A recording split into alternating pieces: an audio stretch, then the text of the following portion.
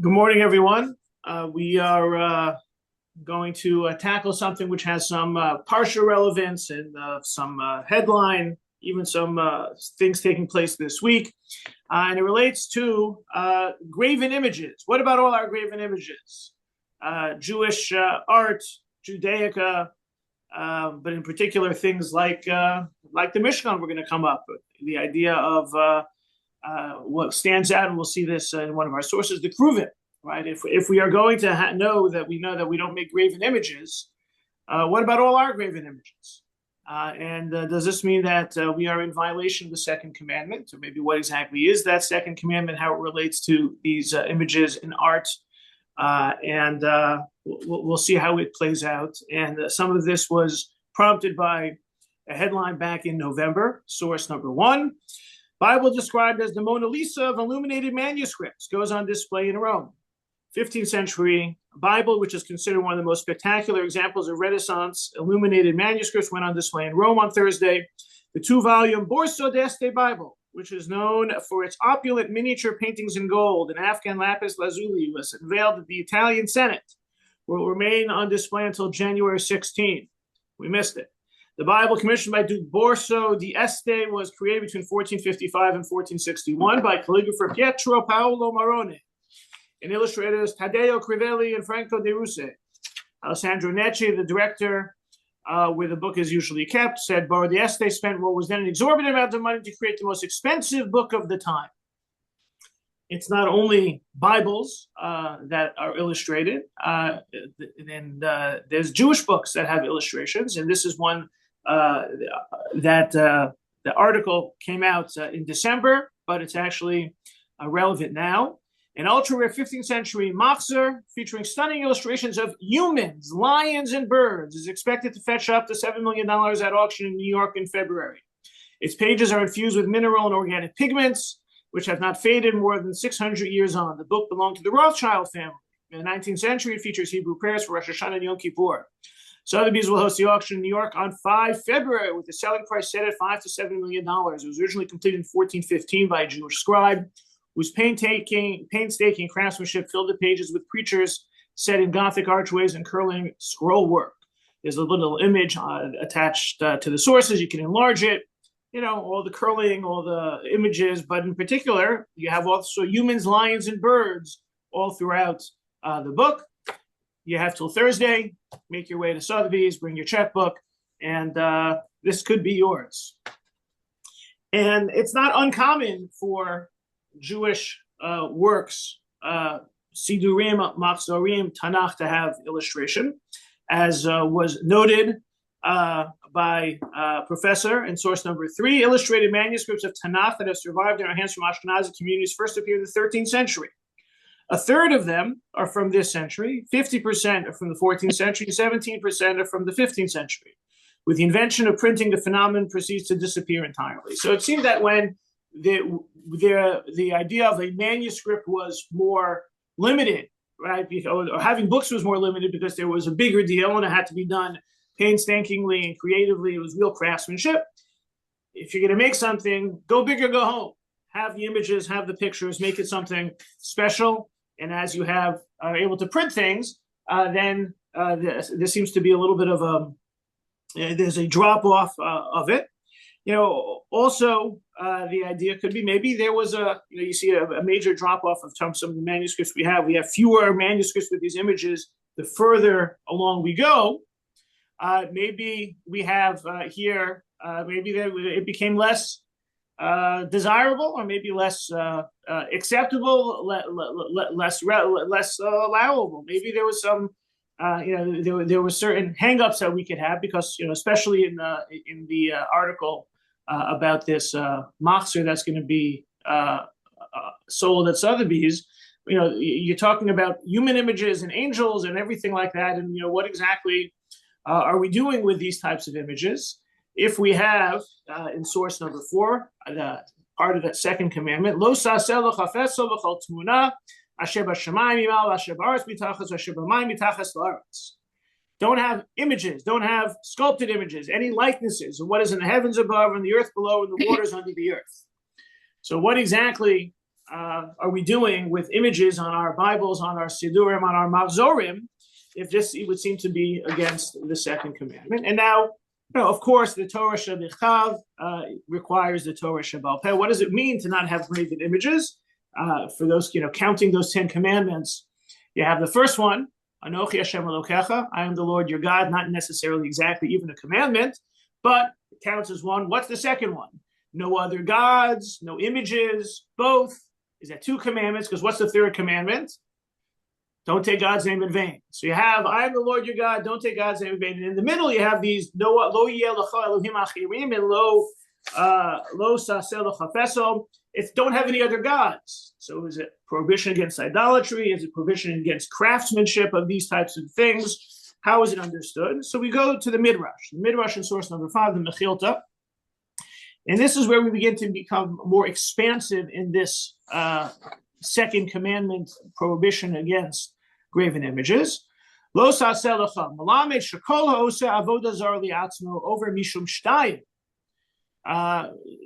Because you're having another God, but you're also lo sa'aseh lecha. And the Pesel, Eli ela Pesel, Kishu Omer Kol Tumuna, the Rabos Chamul Levaniko Chavim Mazarlos. It's not just a statue, because once it starts talking about Asher Hashemayim Nimal, it means it's not just it's whatever it appears above. So it's also the sun, the moon, the stars. Asher Hashemayim, the Rabos Shemayim Matzma. You can't have a picture of the sky. Nimal, the Rabos Malachei Asharas. It's not just the sky; it's who lives above the angels. Asher Ba'aretz. What's on the land that you can't draw? The Rabbos Harmugvos Nechashim Yakrabim. You can't have mountains and hills and snakes and scorpions.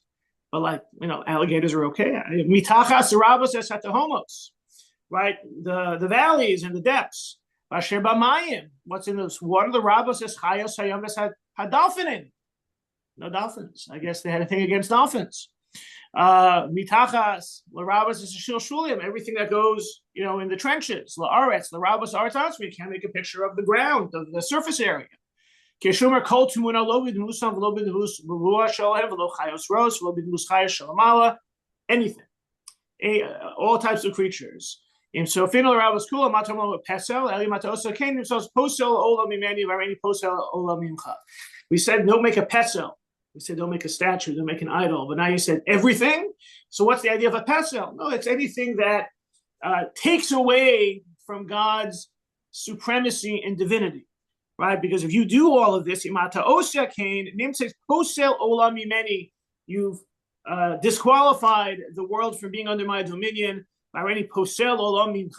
So I am disqualifying you, right? You want to break the relationship between God and earth. This is how you do it. So it's pretty intense and pretty expansive, and therefore, you can end up with a lot of difficulty. I think that Rosie mentioned before.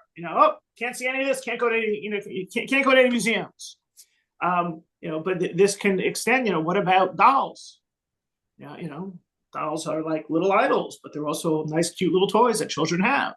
How far to extend this? And we don't have to necessarily look to kind of the human examples that we may encounter. We can see this tension, this already in the Talmud, in the tradition, how to understand this. So famous Mishnah in Rosh Hashanah, source number 6, Rabbi Gamliel had a diagram of the different forms of the moon drawn on a tablet that hung on the wall of his attic, which he would show to the laymen who came to testify about the new moon, but were unable to describe adequately what they had seen.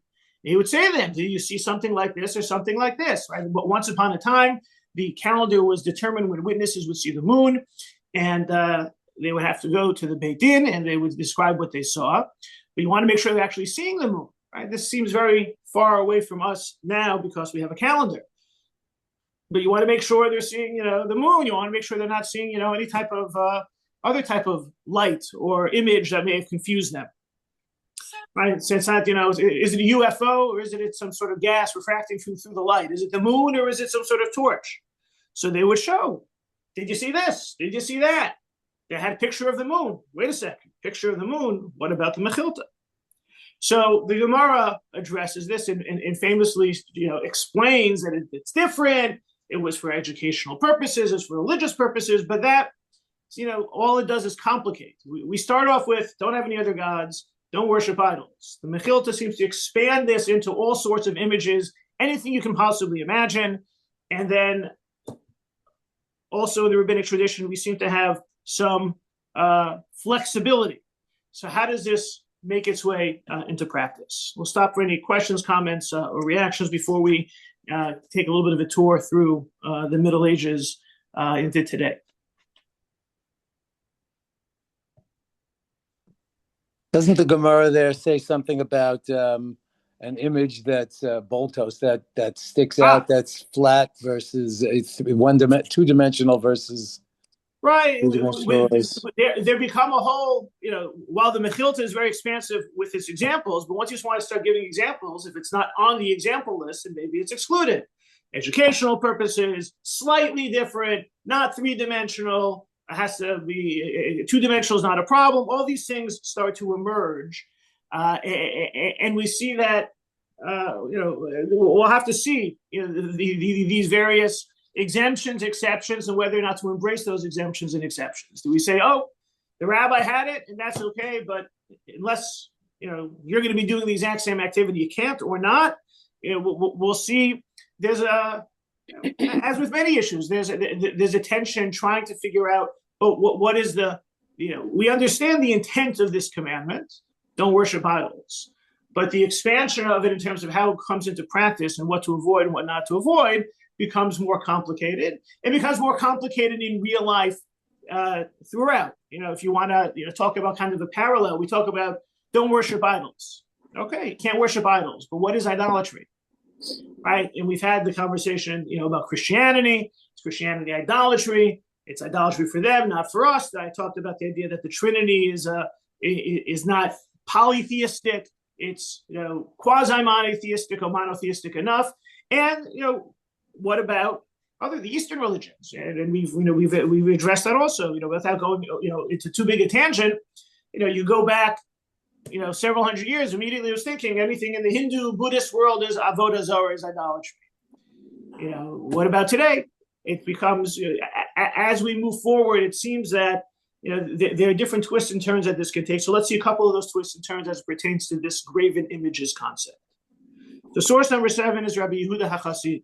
Was there another question before we go on? Yes, I have one. I just remember the first time I went to my in-laws' house. I was getting engaged to Marvin, and they had a lamp that had a person, a boy, with a broken nose. They broke the nose, and it was the first time I ever came into that concept, which was explained to me that makes it not an idol, like not. Yeah. Sorry. Yeah. That's my seshahaya, right? That's you encounter that. I still remember, man. There's a book called All for the Boss about a Rabbi Yaakov Yosef Herman. Kind of a leading, pioneering Orthodox Jew in the turn of the 20th century when there was not as much Orthodoxy. He was very committed and very passionate and very exacting in his observance. And it's written by Ruchama Shein, who is his daughter. It talks about when she got the doll, the father broke the nose of the doll because you can't have an idol. You can't have an idol. So twists and turns, in terms of how far to take it, when to take it, exactly how to take it, Hirsch's examples also. So let's see how this was absorbed and filtered. Also, on the other side, sorry to interrupt, the other side of that coin is I was 10, they took us to the Louvre, they took us everywhere. Till this day, the image of Joseph the carpenter with Jesus, Mary's husband, so to speak, it was very impressive to the point that I was moved at 10. So that's the other side of that coin, So. Yeah. So let's see how this got filtered through some of the sages in some of the situations. Source number 7, Rabbi Yehuda HaChassid. So we're going basically now into the 12th, 13th century. One who hires a scribe to write Masorah notes for a Tanakh. Right? You want to have a Tanakh. They didn't have Chumashim. They had the way we do, but you're hiring the scribe to write yours, and you want him to write the notes. Where the certain openings and closings, passages begin and end, should stipulate with him not to make drawings in the notes such as birds and wild animals, nor a tree, nor any image. You want it to be image free. he makes drawings, how will he see the notes themselves? He doesn't say it's for idolatrous purposes, but he's saying you may water down the whole purpose of having an accurate text written, because you have the bird. Is that an apostrophe? Is that a pause? You're going to get confused. But we see that this was something that was, it was on the radar screen, that there were images being drawn, and Rabbi Yehuda Chassid is discouraging that from happening, and remind the sofer, right? He should stick to the safros as opposed to the artistry. Let's keep it to what it's supposed to be. So this was something that was clearly, recognized in the rabbinic, on the rabbinic study, that this was something that was happening, and there was a negative. If you go a little bit further down, you're getting into the Maharami Rottenberg, so you're getting further into later in the 13th and into the 14th century. So this is the Maharami Rottenberg, right? Very famous Ashkenazic scholar, whose views very much shape the furthering of the Ashkenazi tradition. So he was asked, Sha'alta Adoni al tzuras chaya v'of shebemachzorim. He asked about the pictures of the animals and the birds that are in the machzor. How come I don't object? Don't we have the mechilta, right? Didn't we go in source number 5 through a list of things that can't be drawn? They're not doing the right thing, right? He's also quite discouraging. Similar, this is happening and it shouldn't be happening.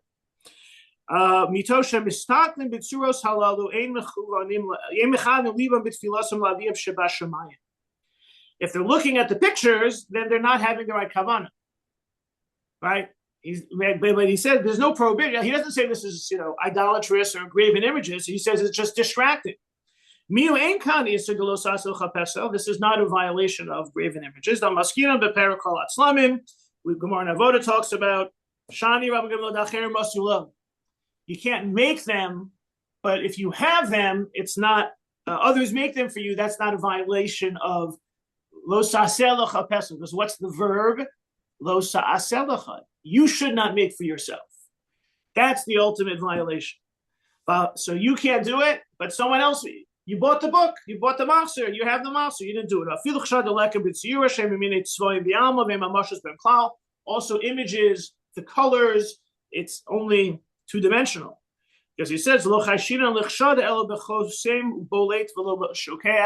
it's only problematic that this could rise to a level of idolatry if it sticks out. Has to have it can't just be two-dimensional. This is not engraved. This does not extrude. This is pictures. So the Maharami Rottenberg, with regards to the animal images and the machzorim, isn't happy. He's not happy because of what happens to the kavana, but he says, it's only problematic. It's only a violation of the graven images if you make it for yourself. It's also only two-dimensional. It's pictures. It's colorings. It's colors. It's not. It does not have the. It's not a violation of having been made as a graven image. So you're okay. So it's happening. It's not good. It's not forbidden. It kind of like, there's already that scaffolding going up around the graven images. Seems to be more focused on real, actual objects that are three-dimensional, in addition to being images of something, and that's something that also gets pointed out. We talked about this being timely for Parshas Yisro with the second commandment, but also as we get into Truma, Tetzav, and the building of the Mishkan. What about the Kruvim, right? And that's what Tosfos points out, that that it has to. It's not just about. It's not when it talks about Lo Sasa L'Chapesel, source number 9, that really. The Mechilta, which has the expansive list of things you can't do. No, the only thing that's problematic is pure partsuf adam lichudei. Odmus arba partsufim mahade hadade shebekisei hakavod adam ar yeshor nesher. Right. It's only those images of the person, the lion, the ox, and the eagle, and the sun. And you're not allowed to make the vessels of the Beis Hamikdash. You're not allowed to copy them. So, there's this rabbinic tradition. Mechilta expands it, and then in practice, we seem to, it's not. It's only two-dimensional. It's only only certain objects are even problematic if they're three-dimensional. And we see that we'll see in source number 10, the Shulchan Aruch seems to follow this path, but we're left with, starts off with don't worship other idols. There's a concern that being engaged in crafting these items, these images, can be problematic as it focuses you and might lead you to worship them. We have the fact that once this type of art, drawing, painting is happening, it seems to also have a religious component. We have those who say that who are concerned that artistic addition will divert the attention from either the text, what you're supposed to be able to study, like in the case of Yehuda HaChassid, or from your kavana, having the right intent when davening if your master has pictures. And we see continued limiting of it to certain glaring examples that seem to be the ones that are closest to leading us to idolatry. Now, I'll say that when I saw the Maharam Eran, we're worried about kavana, one's intentions being diverted from pictures. It's kind of, you think about today, in the educational settings, some of the sidurim that have been published have pictures, right? There's a famous one in Israel, the Nahalel, various sidurim that are published for school settings have pictures. It kind of seems we're going full circle, that there are those who think that the pictures are helpful for the kavana, as opposed to 800 years ago where they thought it was distracting. And so as this coalesces into the halachic system of the Shulchan Aruch and the Ramah, Rabbi Moshe Isserles in the 16th century, we see source number 10. It is forbidden to depict forms are found in the divine abode, such as the four faces together, right? This is continuing what we saw in source number 9. Likewise, the forms of the seraphim, the ophanim, and the ministering angels, as well as a human form alone, like literally a person, right? The kruvim had human faces, but they were different. They were not the seraphim, the ophanim. It was different. All these are forbidden to make, even for decoration. And if a Gentile made them for him, it is forbidden to keep them, right? These things are, we said you can't make them. These things you can't even own. However, if one finds them, they're permitted, except for the sun and the moon, which idol worshippers commonly serve. Now, so the Ramah starts saying, well, what happens if you find it, right? You didn't make it, you didn't commission it, but you find it. He says it's okay, except the sun and the moon, because idol worshippers commonly serve them. Right? He seems to be introducing the worship of the time into framing that exception. Or if there's any evidence they were made for worship, then they're forbidden like all images, as explained at the beginning of the section in the Torah. In what case is this said? Only when they're protruding. It has to be three-dimensional. But if they're recessed, such as those woven into fabric or painted on a wall with dyes, it's permitted to make them. As for the images of the sun, moon, and stars, they are forbidden whether protruding or recessed.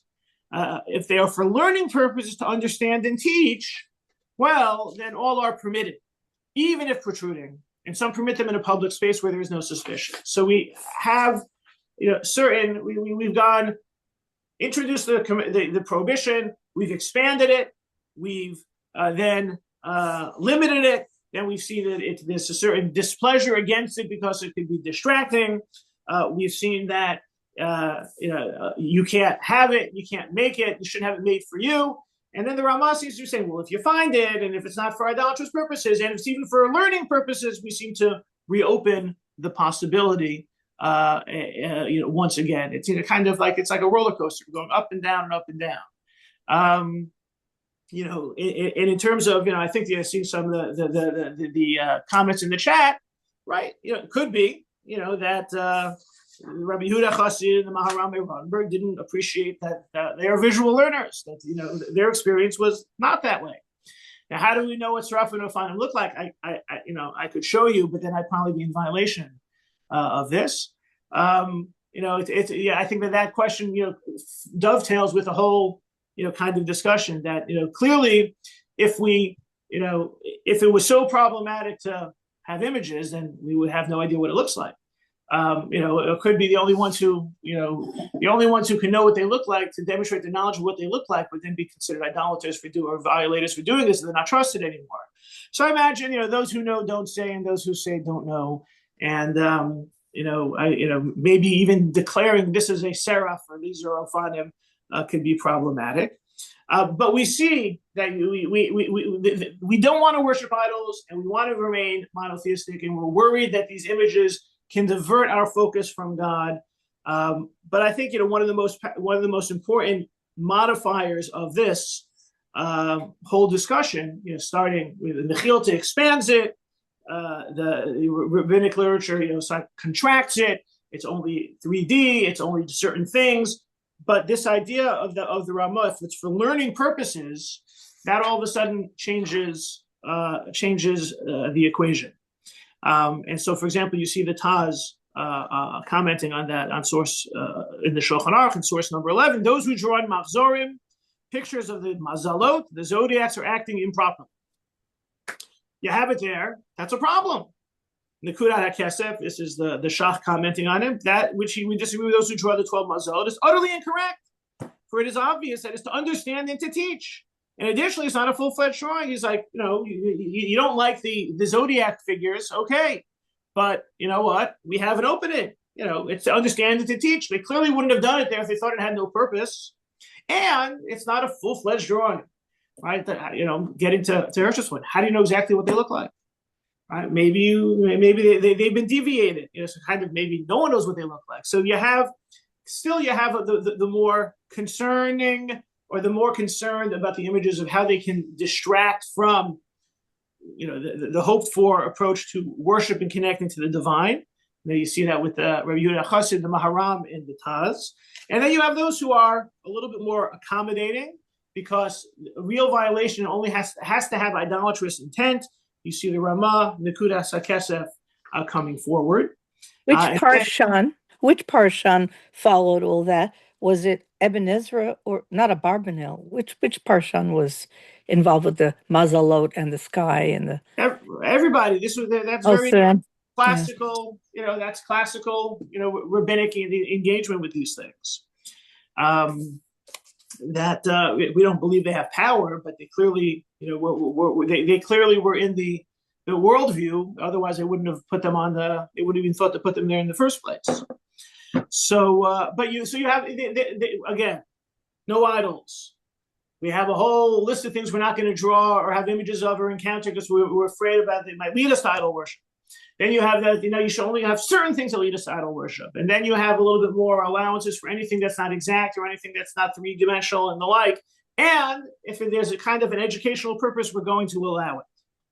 And so you kind of have these two parallel tracks going forward. The more expansive, the more narrow is more problematic. Do we want to forbid the illustrated Bibles in the Machzor, or are we going to find a way to allow it? And that extends to this very day. Rab Shmuel Vosner was 20th century, contemporary, passed away a number of years ago, but was, impact halachic voice in Israel, in Bnei Brak. He's asked the question, Ha'im mutar litzayer shemesh v'yarech v'kochavim b'parshas Bereishis kishalom minyan ebriya olam ha'im ze nechshav l'islamei shemutar olam. You're teaching, you want to have a coloring book, you want to have books that have pictures for kids learning the story of creation. Right, or Mitzrayim Chalam Yosef at Parshas Vayeshev, right? You're drawing, the stars and the sun, the moon, and the stars for Yosef's dream. Is this about having images to teach? So he says, Harei Shach Nekudas HaKesef Hitira Filu Tziyur and Shil Beis Mazos V'Tam L'Havinu L'Harais V'Kosha in the Islamic Kinyanenu. He quotes the source number 12. He says, yes. So of course, certainly, the Shach is talking about zodiac, in an illustrated machzor. So certainly sun, moon, and stars to teach Chumash. Right. So Rabbi Vosner is embracing the lane of avoiding idolatry. If there's as long as we're not having this 3D idol or a 3D image, something that sticks out, and it's not exact. He's not worried about it as long as there's a educational purpose, as long as it's something that can't lead off into idolatrous directions. However, Rabbi Yitzchak Yaakov Weiss, older contemporary of Rabbi Vosner, we can only permit the drawing of images that the purpose is to teach, explain, or demonstrate, as is stated in Shulchan Aruch. But who is the one can say he's reached this level? And is it impossible to teach without this? He's a little bit more suspicious. He doesn't want to have the images. You think you need these pictures to teach Chumash? Who says? He's a little bit more reluctant to have more illustration, less illustration. And we see that the sources themselves, on the one hand, expand the second commandment into almost anything and everything. And then you have a bit of a pushback when there's a need. They start needing it to decide the Jewish calendar. If there's a need, if there has to be an exception, is it an exclusive exception, or are we talking about a different approach to graven images? Questions, comments, reactions. I wanted to then kind of highlight the religious experience of all this from an interesting source I came across. So, talking about the zodiac signs, the mazalot, the floor of the front lobby to Yeshiva University High School, Manhattan for boys, there's a huge symbol or drawing of the zodiac right there. So I don't know, whatever that means. I think I always remember they like to cover that up with a rug. So there you go. But yeah. But the other thing I want to say is I think it's a fairly common technique. I know that I have a menorah from my father, a silver menorah. I think it was German influenced art, which has lions in the background, two lions facing each other, standing up, roaring with their paws in the air, and they're definitely boltos. They're definitely not flat. They're definitely kind of elevated from the surface. They're not completely two-dimensional. They're three-dimensional. But that was artwork. That was the Judaic style of the day. It's they'll say those are not real lions. They're representations of lions, and maybe it's not exactly you get into they're smaller than lions. You have all sorts of ways to. If you want to take the expansive lane, I would imagine Rabbi Yitzchak Yaakov Weiss is probably would not encourage that because he's taking that path. You have while Vosner with images for purposes. Again, I'm not saying he would say the same thing about all types of art, but you talk about all of the shuls that have lines next to the Ten Commandments. There clearly was a lane that was taken, or you say it was done for you and you didn't do it yourself. Right? There seems to be either we want to kind of narrow the visual and the visualization and what we're even going to encounter because that may take us in the direction of idolatry, or we're going to say when there's utility, we have the utilitarian exception can carve out a larger exemption. Right? What starts with the charts of the moon extends into the Ramah of teaching and goes into the pictures that you teach in first grade. If you're going to have a first grade, with the pictures, then a little line in the Aron Kodesh doesn't seem so bad either, unless you're in the other lane where you're worried about where this takes you from an idolatrous purpose. And it seems that similar to how we've looked at idolatry in general, we're less concerned about certain times of idolatry. Right? There are other idols of the era. The people worship other things, but in terms of the polytheistic idolatry of the Torah and the prophets in the early rabbinic period, even in the medieval period, has shifted over time. And there were already the idea of having these images being more present was there for Yehuda Chas and the Maharam. They're not happy about it, but they're not saying this is idolatry. And so we're not saying there's necessarily a proactive embrace of all of this, but we seem to see. And certainly, like I said, two lanes. You certainly have the lane that recognizes there's utility, and we can extend that utility to opening things up more, unless it's something that you might worship. And it's interesting that going back to the Maharam, who was worried about kavana and about being distracted by the pictures, as well as the idea of visual learners. So the Rebbe Economist Kalman Shapira, the PSS and the Rebbe, has a certain guide to religious experience called B'nai Machshava Tova. He created this idea that there should be little groups that work together on enhancing their religious and spiritual experiences. I came across this source in particular as an article about Rabbi Zalman Schachter Shalomi, who initially was a student of the 6th Lubavitcher Rebbe and the late 7th Lubavitcher Rebbe, and then he blazed his own trail and was the founder of the Jewish Renewal Movement. You can look him up online, but he was very much committed to the religious and spiritual experience of prayer. And so within an article about it, they mentioned this source from the name Machshava Tova. This is an English translation, source 15. Rather, we must... there are so many yeshivas that omit this kind of thing, even if it's a flat image, where their kids are learning, Sure. like in B'nai Brak or even in Brooklyn. Yeah, they just want the flat work, but kids need it to a great extent. Yeah. Yesh v'yesh, elu v'elu.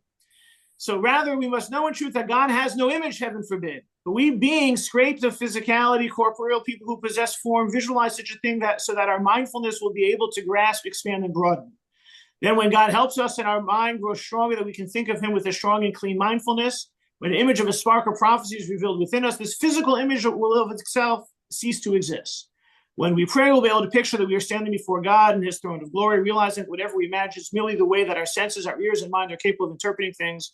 And so, member of this group, if you find yourself in such an extremity, visualize that you're standing before God's throne of glory, that you are praying and begging him simply like a son crying and begging for his father, have mercy on me, my father.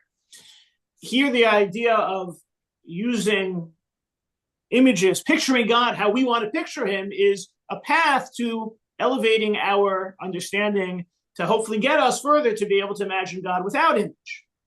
And in this discussion, the PSS and Rebbe quotes a very famous Ravid who is arguing on the Rambam, and it's source number 16. It's the Rambam Laws of Repentance, which say people who believe that God has an image have no way to repent, have no share in the world to come. So he quotes the Rambam saying that he who says there is one Lord, but he is corporeal and has a form, it has no share in the world to come. And the Ravid comments, why does he call such one an atheist? Many greater and better than he, meaning many greater and better than the Rambam, follow the opinion that God has a form according to what they saw in phrases, more particularly in the texts of the legends of the Talmud, which misdirect opinions. Right, this whole conversation about images really can go back to this idea of how the rabbis very much understood that there are expressions we had in this last week's part. Zro Anatuya, Yad Hashem, hand of God, Etzba Elokim, finger of God. How this goes through the understanding of the Jewish traditional sages in the Midrashic rabbinic literature. They were the ones who opened the door to all of this. And so it's an interesting understanding from a religious spiritual perspective, the role of these images, and that on the one hand, there was an effort to avoid idolatry, and that took on the expansion of no graven images initially in rabbinic literature. But at the same time, that self-same rabbinic literature was giving us images to help bring us closer to God. And that PSS the Rebbe, right, coming up with this in the early part of the 20th century, was recognizing that as opposed to the Maharam, the pictures are distracting, some type of images in visualization of a connection to God that is not pristine and without image becomes necessary, and anchors this really back in the rabbinic literature. So you have two different topics where this is, on the one hand, there's the idolatry, which limits images, and you have the idea of understanding God, which somehow, in some way, encourages visualization. Rambam kind of slammed the door on it. The Ravid reopened the door on that, and so we see that it's not just about having little idols. It could be really, maybe that's really what was really wrong. At the same time, there's a much more robust religious conversation taking place here to, on the one hand, properly focus us or encourage us to connect to God, while not deviating and going off in the wrong direction. And the yin and the yang and the push and the pull of that is reflected in different approaches that get taken. So, I think that we are probably not violating the second commandment most of the time. The different examples that we have encountered, whether it be the broken noses of the lamps or the dolls, or not having images, or not wanting to buy the Rothschild Machzor, it would seem though that that's not usher for those who were thinking of it or now might be thinking of it to go to Sotheby's on Thursday and bid. But we see that really beneath the surface and beyond the text of this second commandment is an effort to push us towards a closer connection to God, while recognizing that can sometimes be a slippery slope. So wear your sturdy shoes, everybody.